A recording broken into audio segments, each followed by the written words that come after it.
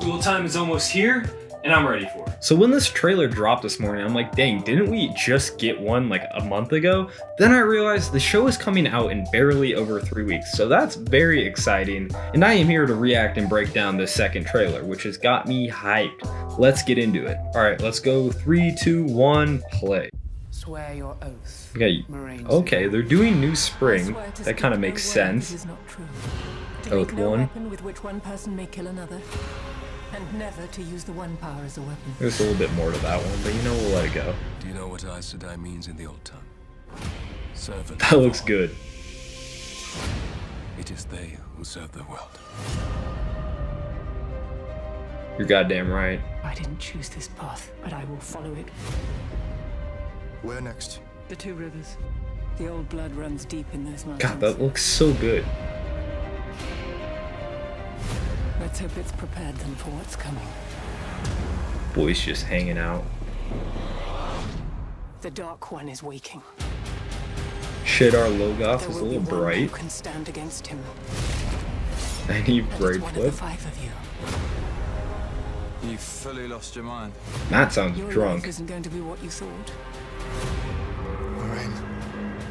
What are those? His army is coming. Oh, that looks good. What can we do? We protect the people we love, Cam looks kind of weird. no matter the cost. Oh, we're going to the Borderlands. Our enemies are everywhere. They will leave no one Ooh. standing. We've lost too many people already. What? I can't lose you. You won't.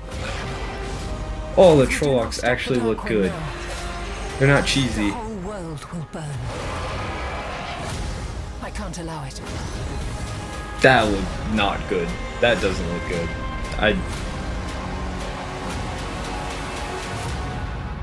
The wheel weaves as the wheel wills. Aiel in season 1?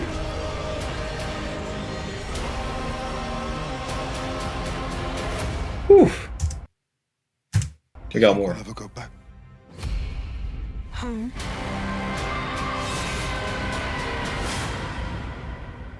No.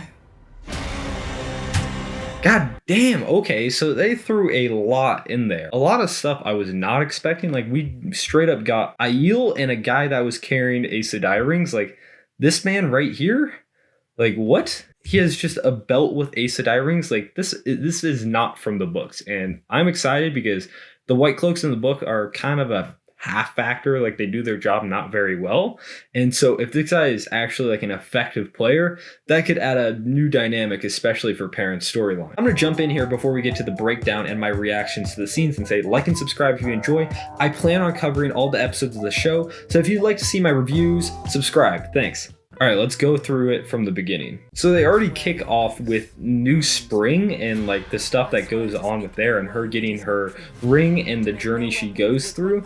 And she's swearing her oaths, which is like, I guess it makes sense because you kind of need this background. But some of the mystery in the Eye of the World is whether you can trust Moraine or not. And so if they're going into her background at this point in time, it may subvert some of the mystery. Then we got Logain in the cage, and I said it in the last trailer, cage looks kind of goofy. Whatever, it's just set design, it's not a huge deal. Is this guy supposed to be Elias? He doesn't have golden eyes, but the way he's monologuing, I feel like it would be the scenes that he has in the books. I like how the set design for the tower seems kind of otherworldly. It also like looks like a painting more than it does just like an actual place, and it kind of adds to the mystique of the Aes Sedai. It definitely seems like they're giving more of a focus to Moraine and Lan and fleshing these guys out before they go to Emond's Field and what exactly like the whole entire prophecy of the dragon is, because in the books you're just kind of thrown in and you're as naive as the kids are. This looks like Egwene after completing her woman's circle ceremony.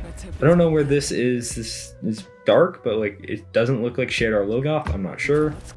The boys just hanging out. That's what you got to see. You got to establish that they are friends, because if you just have them like go about their scenes and without really having those in-between moments, then it'll just seem like they're people from the same village and not exactly lifelong friends. I do not enjoy the lighting of Shadar Logoth. It is daytime, but I feel like it's still, even going through that wall, there should be a difference. Like in the last trailer, we did get night scenes and it looked a bit darker, so maybe that'll be better, but I feel like there should be more of a sinister feeling to it even in the day. Okay, now that we've seen the Nynaeve braid flip, how many tugs are we gonna see in 10 seasons of this show?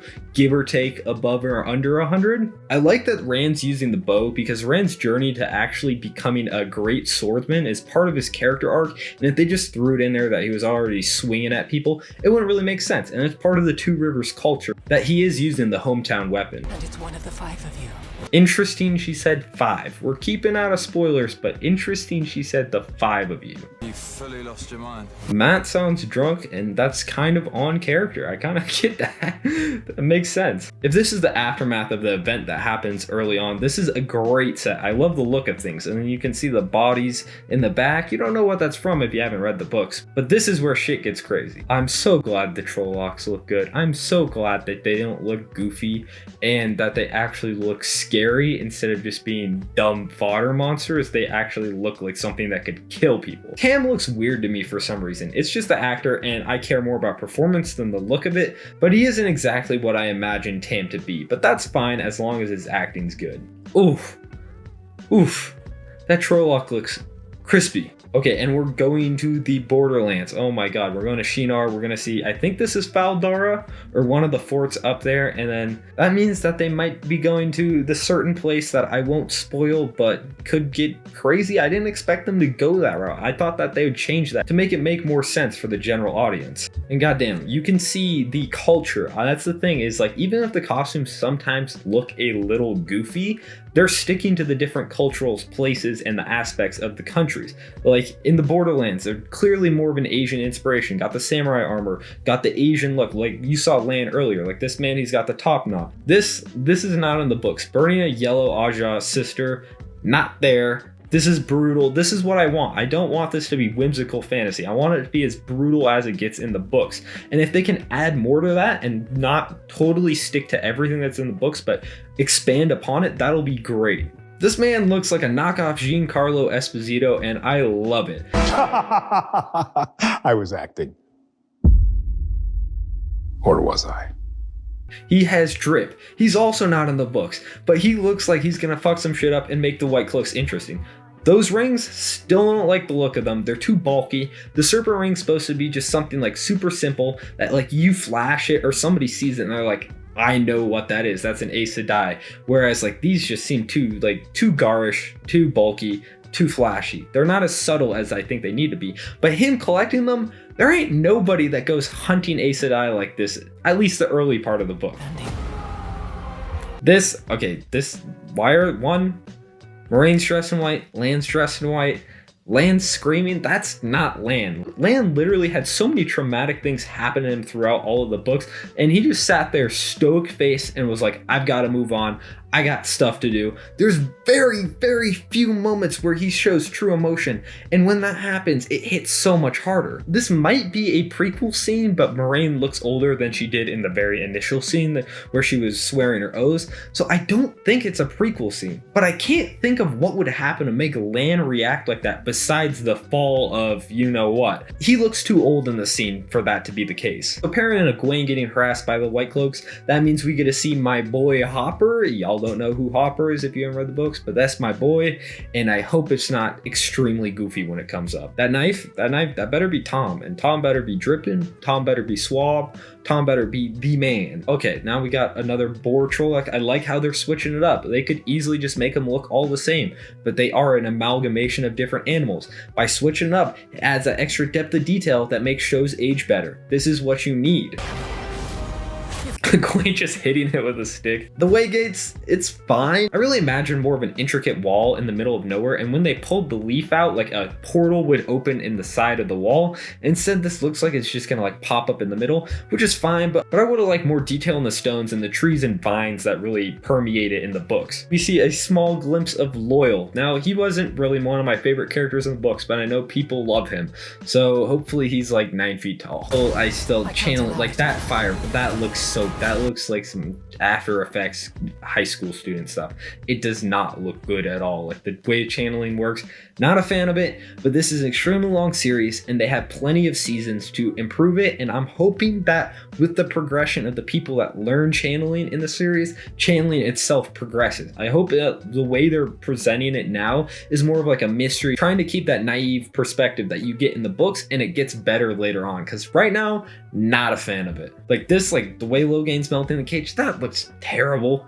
Not good at all. Or the way that channeling really works overall, that they're just like pale weaves or tainted weaves for the men, and they're just like going up and about, like where's the colors and where's like the actual like symbols and creations of the weaves? They just look like flowing silk instead of actually making a weave. They're just kind of going all over the place. I need this improved. We have more Borderlanders. They got the top mobs. They've got the armor. So these guys better be badass as hell. They've been fighting the Blight for so long. They gotta do these guys justice, because in the books there are some of the coolest group of characters, and also it adds more depth to Lan and the respect that they give throughout. And then we have Aiel. I did not think we were going to even glimpse Aiel in the first season, but I'm assuming this is a flashback to the previous time where they came into the wetlands, as it is snow on the ground, they're wearing white, and they're kicking ass. This is by far my two favorite costume designs right here. We have the Aiel guy with the spears, the way the Cotton sword looks. This is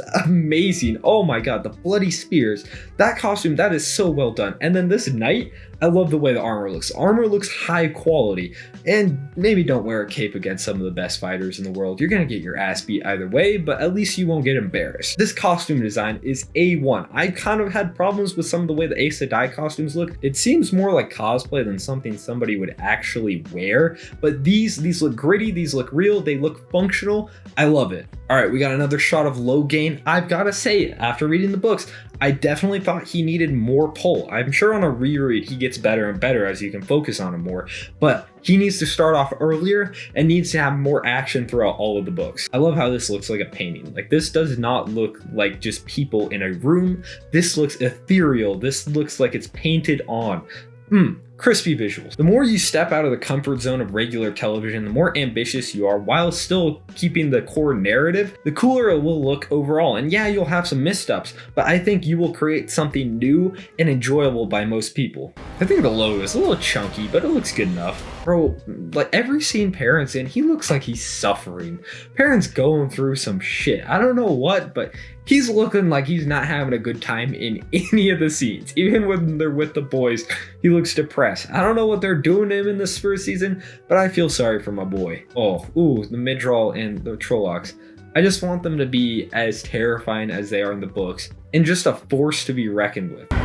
No. Egwene seems more mature, which I like. I like that they're not having as much childish stuff going on, because this was written a while ago, and if they age up the characters and make them more modern, mature, it fits the story a bit better. Besides the channeling, a little bit of the lighting, and a couple things, I thought this was pretty damn good. They nailed a lot more stuff than they missed on, and I can't wait for the show. Just a bit over 3 weeks till it releases, and they're dropping first 3 episodes all at once. Whew, I am hyped. I plan to cover the show as the episodes come out, so if you want to see my input on the episodes, like and subscribe, and I will be posting those when it releases.